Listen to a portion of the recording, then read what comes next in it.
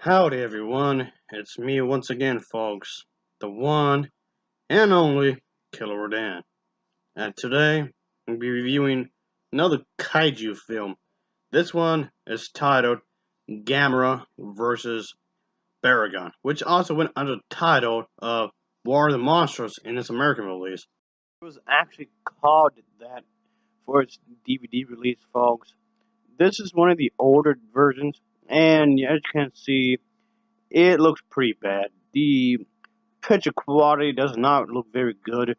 So, yeah, that's the thing, folks. This is from the other edition that I had from the past, and it looks like garbage. Yes, sorry, folks. The picture quality is not very high at all.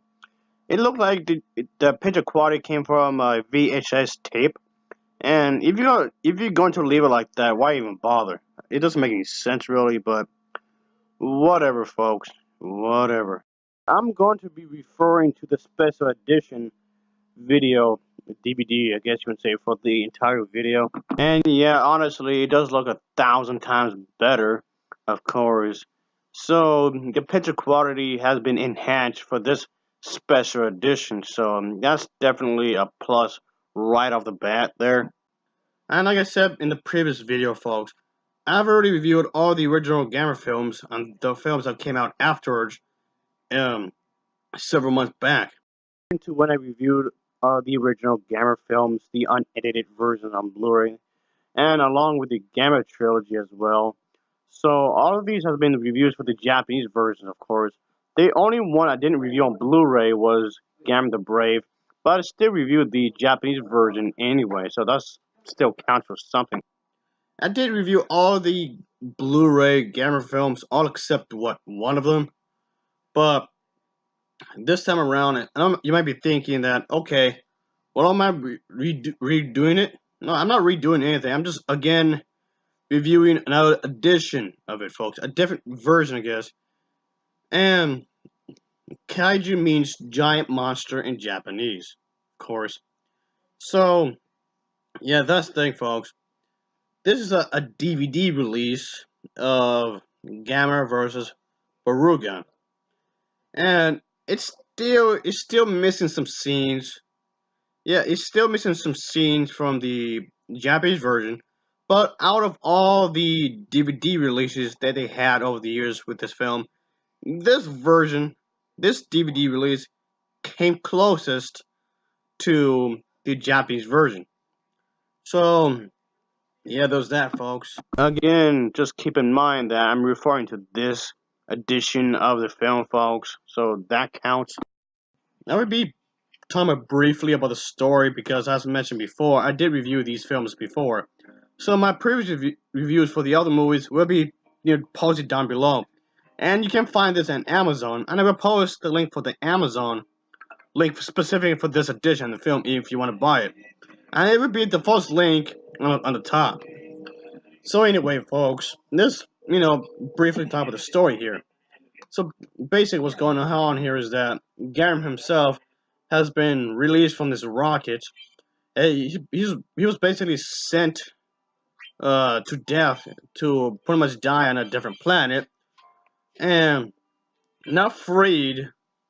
He is brought back to Earth because it's basically a part of nature, I guess you would say, and he's hungry. He's hungry for fire because fire is what keep his fuel. A giant fire tortoise feeds on fire for fuel. Yeah, it's already weird. It's already weird right off the bat. That's okay. It's a good kind of weird. So anyway, folks, he goes back to Earth, and once arrived, he destroys this dam, and everybody's all panicky. Oh no, Gamera has came back. Oh no, everybody's all scared and shit. The human characters in this film will actually have to play an important role throughout the entire movie, which of course is a plus in my book, because of the fact that their importance will actually amount to something. In this film, he's Gamera's more portrayed as I guess as a force of nature, so to speak. He's neither evil or really good. He just does what he has to do. Kind of like how a lion will do what he has to do in his territory, or like how a giraffe, hippopotamus, a whale. You get the picture. They just have to do what they have to do. They're not automatically evil right off the bat just because some people said so. Just wanted to point this out real quick, folks, is that this guy, he's a total dickhead. This is probably be the only time in the entire Gamera series where he's portrayed like that. But anyway, the film Swift's focus with his human characters. This time, well, it's more about the human characters in some ways. And this movie shows these three travelers, so to speak. They go to this island after set up some sort of meeting, of course, because there was some sort of oval. They might want, and it can make a lot of money for them, of course. But of course, the natives on this island tell them that they must head back. Go back in the helicopter and just leave. Because this place is dangerous. Especially for what they want to do. Of course, they're stubborn. They don't listen. And they do find the thing the jewel. And they don't realize it's actually an egg, really. But in their minds, it's a jewel. Like I said, they want to make a lot of money off of this. They take it, but one of them dies in the cave. But anyway, and there's also this island princess, which I think is pretty cool, I guess. Sooner or later, there's this giant monster that hatches from that egg, and that's Barugan. Barugan causes some havoc, and that's when Gamera comes in, and they do their first battle there. So, there's some crazy stuff goes on, of course. I'm not going to spoil the whole story because I thought this was a good movie. And I'm glad that I bought this edition, and I actually watched it from here, folks. And like I said before, there's still some scenes missing from this edition, but still liked it, so not that bad. The film looks fantastic in this format, folks. And I'm actually surprised that it was done like this manner, folks. You get this kind of quality usually in a Blu-ray release. Yet this is a DVD, and you get to see the details, like the vibrant colors and whatnot, which does help the film a lot, folks. So it does have an HD picture quality to it, which I do think is a plus. That's for damn sure. So you can see the vibrant colors or even the dark colors in certain scenes. So that definitely helps to create the mood of the story, I guess you can say.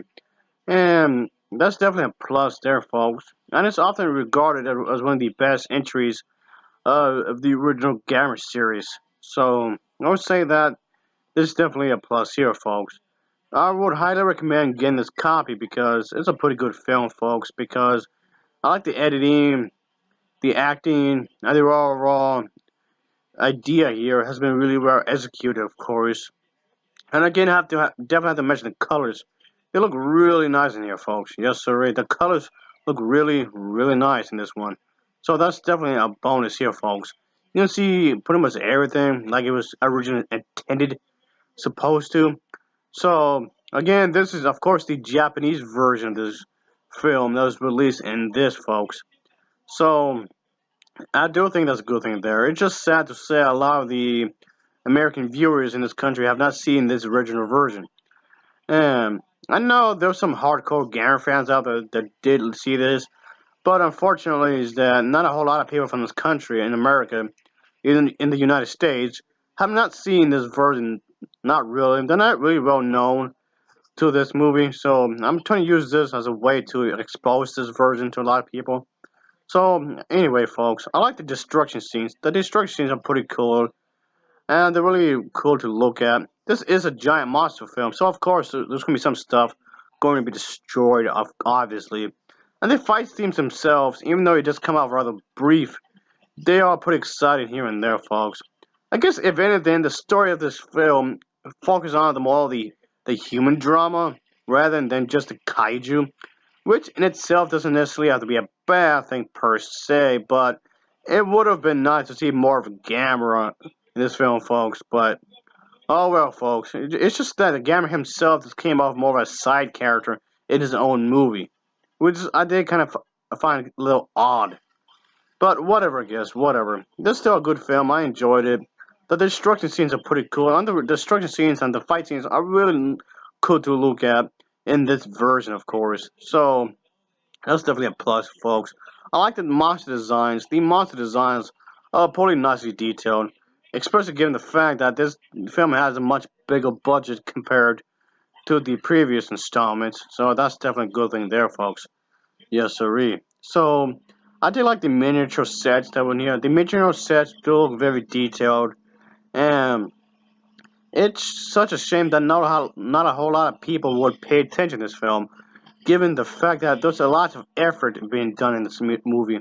There's plenty of effort that's being done in here, sadly. So a lot of people tend to ignore this movie for whatever reason, I guess. I guess a lot of people in America can be rather biased to these movies because it's not exactly like an American action movie, really. This film does have a much bigger budget compared to its predecessor, and that's definitely a good thing. And it shows it has more money. And that's partly because of, well, okay, a huge part of that is because the previous Gamera film, which was Gamera the Giant Monster, was a huge success in Japan. A much bigger success than they originally thought. So I guess the studio must have felt that they could have more faith into it, so that's definitely a good thing there. Well, folks, still better than these stupid ass Transformers films. They're so bad. It's a pretty good film as a whole. The acting is solid, the editing wasn't too bad, and it has pretty good music. Actually really like this music from here. And this is definitely my personal favorite from the original Gamera series. I would say something about the giant monster shooting a rainbow out from his back, but then again, in the same film we have Gamera that shoots fire from his mouth. So, yeah, there's that. Baragon can also shoot this, I guess you can say this ice breath kind of a thing out from his tongue, which basically freezes everything in it that it touches. So that's cool there, folks. I actually like this film. And just in the original Gamera series, this is definitely my top favorite. I still like it more than Transformers. No matter what people say about these movies, I still don't like Transformers at all. No, sorry. Yeah, this film was pretty crazy. It's pretty bizarre in its own little way. But in some ways, the weirdness kind of gives it its own charm, if you ask me, because it makes it seem it's rather creative, if you ask me. And yeah, they don't make these movies like they used to. Honestly, they really don't make these movies anymore like this. Which, if you ask me, is kind of sad. But whatever, I guess. It does have an adventurous feel to it, which I think is a good thing. And I get the hunch that this film does borrow from inspiration from King Kong, which I'm not complaining here, folks. So anyway, to some degree anyway. Film in this edition, it gets an overall rating of a 7.6 out of 10. It gets a 7.6 out of 10 from me, folks. So it's definitely a recommendation from me. Yes, sirree. As always, thanks for watching and take care. Until next time. Oh yeah.